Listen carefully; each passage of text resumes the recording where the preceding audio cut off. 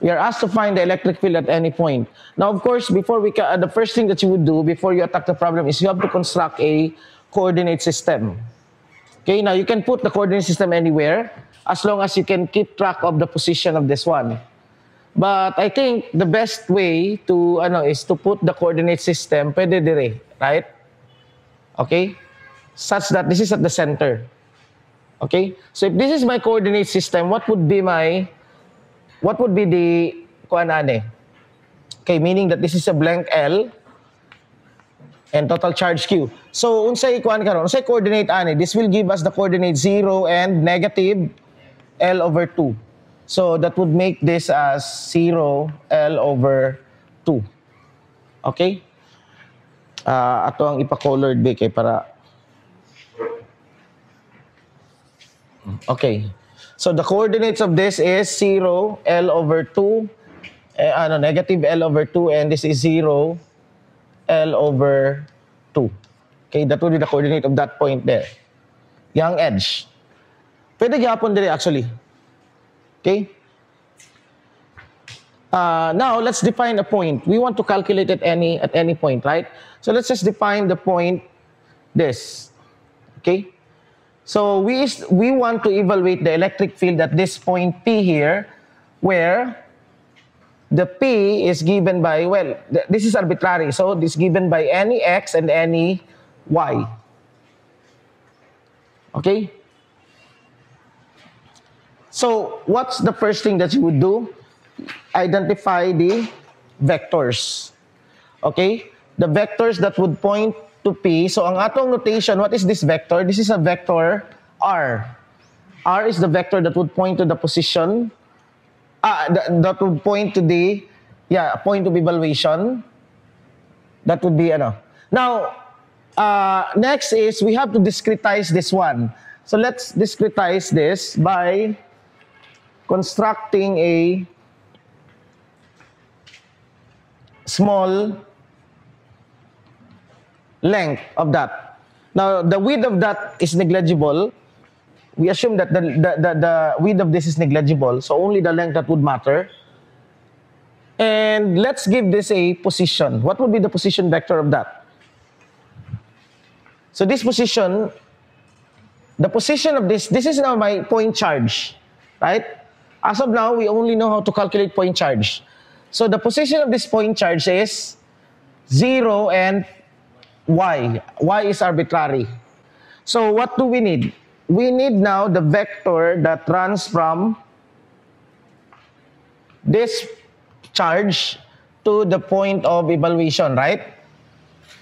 And this vector is nothing but, okay, if this is R prime, diba, in our notation, the vector pointing towards that is R prime. So this means that this vector is, that one is R minus R prime. So we are set now. Okay, so R minus R prime. So what is R minus R prime now? This is R and this is R prime and this is R, right? So that R minus R prime is just equal to X minus 0, so X. And okay, but by the way, this is a point of not XY. Let's just, this is a constant, no?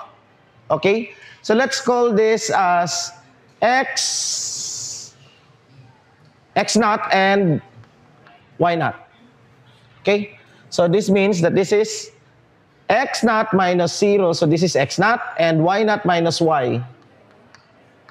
That would now be the, okay, now, dili ko sure kung ang resulting integration ani is can be integrated. I'm not so sure. Wala pa na ako nag-solve, but let's see. Now, take the magnitude. What's the magnitude of R minus R prime? This is X naught squared plus Y naught minus Y squared. And this is square root. Okay? Now, we form now the electric field due to that charge. What is this charge? This has, if this is all, the total charge is Q, then this must have a charge dQ. Now, let's express dQ in terms of the linear charge density. We can establish a linear charge density here lambda, which is equal to the total charge Q over the total length. So sa ato pa, which is just this is dq over dy. What is dy? This is the length of that. That is our dy. Okay? So this is our dy. So from here, our electric field due to that point, dE, is k dq over r squared, which is this, r cubed. So, x naught squared plus y naught minus y squared raised to 3/2 times x naught y naught minus y. Now, if you're watching if you will be watching sa mga video sa YouTube, lahi ang ilahang ginagamit nga convention sa dire. I want to use this one. Okay? I mean, kani nga positioning. Because ang uban dira sa ila is that they define this, instead of kani siya, they would define r squared and then r hat dire, no? kq. They would use this one. Commonly mo ni ginagamit. Okay, but I'm not, well, okay naman gyapon ni siya. But the problem with this one is, okay, not r hat. This is ana nga r. No? Where this r is actually this, kani, the position from the point, from the charge to the point of evaluation. So take note of the, say, ginagamit nila. That's why you need to understand the concept. Okay? Sabtan. Okay. So we now have this. And instead of r, we are using a r vector, right? O sa tuwang one, again, to remind you, this is our E is equal to kq over r minus r prime cube times r minus r prime. Okay, we're using this convention. Okay, I don't know if kinsay gagamit ani dito, but this is rarely used. But I want this one because this is a much more mechanical, sa ba? Plug in lang.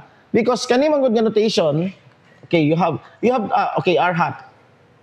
You have to calculate r hat. Right?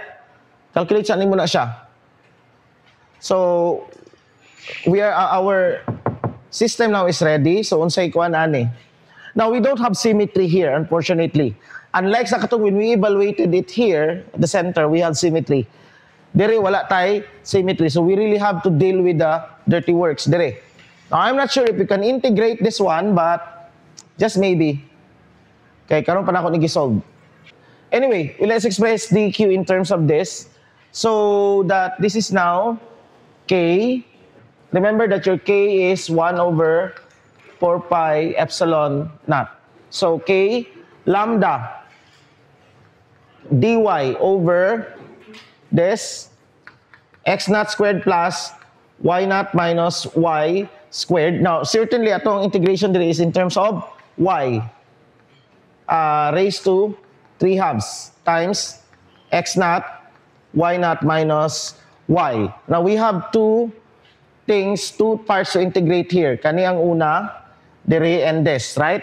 The x component and the y component. So let's integrate ex first. So ex dex is now that times this, right? So we have k lambda x naught dy over x naught squared plus y naught minus y squared raised to 3/2.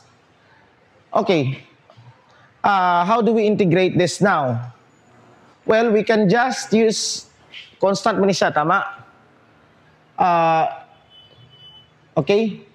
So, double ano taani? Let us use u as y naught minus y. So, du equals minus dy. And our integration now would be k lambda, we now have a negative here, du over x naught squared plus u squared raised to 3 halves. And we can integrate this, right? By trigonometric substitution. Sakto na, wala na tayo na, na miss. We have na, okay, sakto na, well, napay x naught di ay, o tanawa. Kindly, dapat magsunod mo sa ako, ano, kay I usually commit mistakes. So, from here, no, not dy, du, okay? So, from here, we would say that u is equal to x naught tangent theta. So that, okay, du would be x naught second squared theta d theta. Okay, so this now would become, ako na siyang erase dire ha. Okay, I'll erase this one. Okay, na take note naman ninyo, no? Okay. And what do we have now?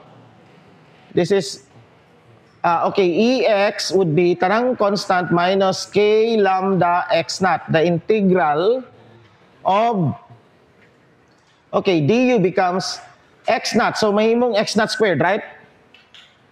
Kaya na siya x naught dire. Okay? X naught, napay x naught dire, so x naught squared. So, this is now second squared theta d theta over, okay, diretso nato ni siya. This is x naught squared, 1 plus tangent squared. So, sa may tabuan ni, mugawas ang x naught cube, tama? Right? Na mugawas ka x naught cube. Kay x naught squared can be factored out and then you will have now second squared. Right? 1 plus tangent squared man eh. Factor out x naught, so 1 plus tangent squared. So, second squared raised to 3 halves, that would be second cube. Second cube theta. So, this would simplify now to, okay, this would simplify to cancel, kana. So, I'll just erase this. The simpler form would be, this is over cosine, right? Kana siya. So, the integral of 1 over second is cosine, right? Second is 1 over cosine. So, 1 over second is cosine. Okay? So, we would have now, our integral now would be k lambda over x naught, right? The integral of cosine theta d theta. And, okay. And this is equal to minus k lambda over x naught sine of theta. Okay? And then, ibalik nato, what is sine of theta? Okay? Now, from this definition, tangent is opposite over adjacent, right? So, sa ato pa mo, ni atong opposite, mo ni ang adjacent nato. So, we have a triangle now, which is, this is our theta, opposite is u, so this is x naught. This is x naught squared plus u squared, right? So, sine theta is y, okay, y over, u over square root. So, this is just u over square root of x naught squared plus u squared. But, okay, ibalik na po nato ni siya, tama? Okay? Since, so this would now become y naught minus y over x naught squared plus y naught minus y squared raised to, okay, 1 half, right? Now, we can now evaluate the limit from, what is our limit again? What is our limit? Our limit here is from negative L over 2 to L over 2. So, we have negative L over 2 to L over 2. So, okay, kapoy. Pero, sige na lang. So, you have now minus k lambda over x naught times. Ay, ano, y naught man eh? Ay, y naught, no? Okay, when L over 2, we now have y naught minus L over 2 over. You have x naught squared plus y naught minus y squared raised to 1/2 minus negative 1/2, so y naught plus L over 2, right? Over, this is L squared over 4. So this would be, okay, sorry, thank you. So L over 2. Okay, mayo, no? X naught squared plus y naught plus, okay, L over 2 squared. But when you square, okay, di na natin i-square. So, yeah, this is a very low. Can we easily simplify it? Dili na. Okay? Murag mo na ni siya, no? This is just our EX. So, itong EY would be K lambda y minus y naught, right? dy over x naught squared plus y naught minus y squared raised to 3/2. Okay? So, okay. Pag kani, well, this is much easier. Again, we let you to be, okay, y naught minus y, right? Y naught minus, y naught minus y. So du would be minus dy. So this would become integral ni siya, right? So, tanang constant, we have k lambda lang, right? K lambda, negative k lambda, the integral of u du over x naught squared plus u squared raised to 3/2, right? We have this. And again, we will now use, variable na po itong gamiton. P na lang. P is equal to x naught squared plus u squared. So dp is 2u du, or this will be dp over 2. So we will now have k lambda over 2 times the integral of what? This is dp over p raised to 3/2. Okay? So this integral will give us minus k lambda over 2. This is p raised to negative 1/2 over negative 1/2, right?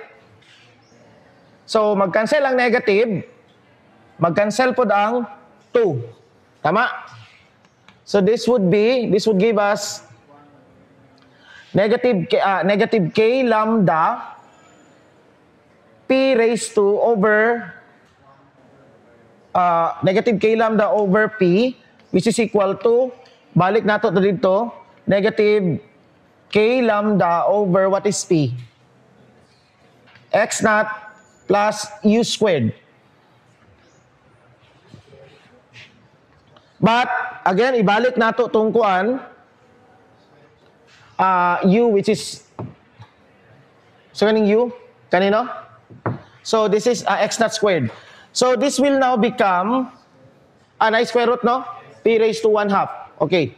Square root of x naught squared plus y naught minus y squared. Evaluated from negative L over 2 to L over 2. So, our final form would be negative k lambda times, okay, we could no longer simplify this, unfortunately. So, this would just be, ako na lang isulat dire, negative k lambda times 1 over x naught squared plus y naught minus L over 2 squared. Right? Raised to, okay, square root minus 1 over square root of x naught squared plus y naught plus L over 2 squared. This will be our EY. Positive k lambda? Ngano man? Di, na may negative dire. Di ba na ay negative dire, negative 1/2. Di, na may negative daan dire. So, mawala na. Ay, anong naman ni negative? Okay, thank you. Wala negative, no? Okay. Oh, kana. So, muna siya. It's complicated because it's not symmetric. Now, yeah, because it's not symmetric. Lisod gid siya. Now, I want you to show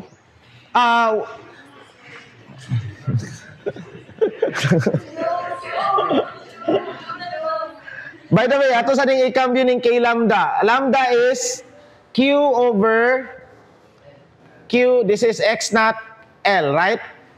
So, this is K Q over L. Kay dili man given ang lambda. So, yeah, mao ni siya. Now, what if I want you to show that as ishrink nato ning ishrink nato ang kana. Actually, dili siya shrink, atong ipalayo. So that X naught and Y naught becomes so huge. Right? What we would get, I want you to show oh, sige. Okay. Okay. As X naught and Y naught would become very, very large, okay, what we would get is KQ over X naught squared plus Y naught squared. Square root. Show that as this becomes very large, we would get X naught squared, KQ, atong kuan is, the limiting is KQ over square root of, no, not square root, actually, X naught squared plus Y naught squared. This is, because this is KQ over R squared, right? Mo man ang electric field. So, this is, ang R is square root of that and squared. So, mo ni.